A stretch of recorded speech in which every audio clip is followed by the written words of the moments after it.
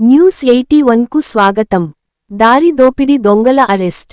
దారి దోపిడీకి పాల్పడ్డ ముగ్గురు దొంగలను అరెస్ట్ చేసినట్లు జగిత్యాల డీఎస్పీ రఘు చందర్ తెలిపారు.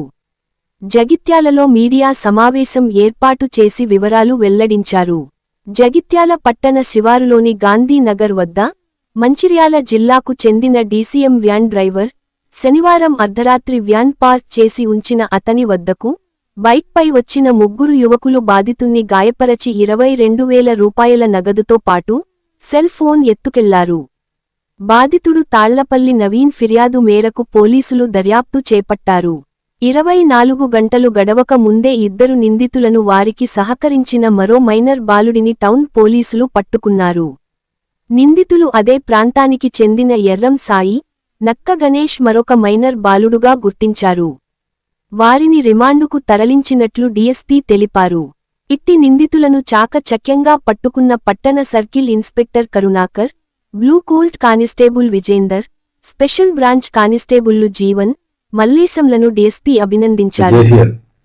వీళ్ళు ముగ్గురు కలిసి ఒక పల్సర్ మోటార్ సైకిల్ మీద వచ్చి ఎవరైతే ఈ డ్రైవర్ నవీన్ కర్రలతోటి గాయపరిచి అతని మొబైల్ను 22,000 రూపాయల నగదు అతని దగ్గరికి వెళ్ళి దోచుకుంటారు. ఇది రాబరీ కింద మేము కేసు నమోదు చేసుకుని దర్యాప్తు చేపట్టినాం.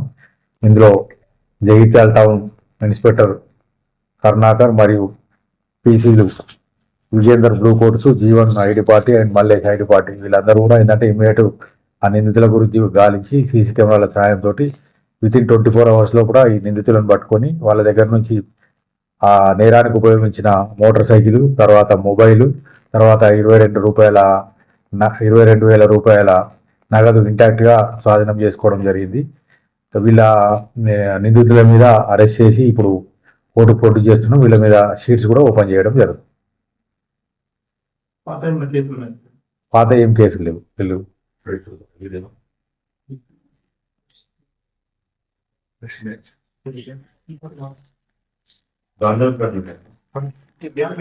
దారిదోపుడు ముఠ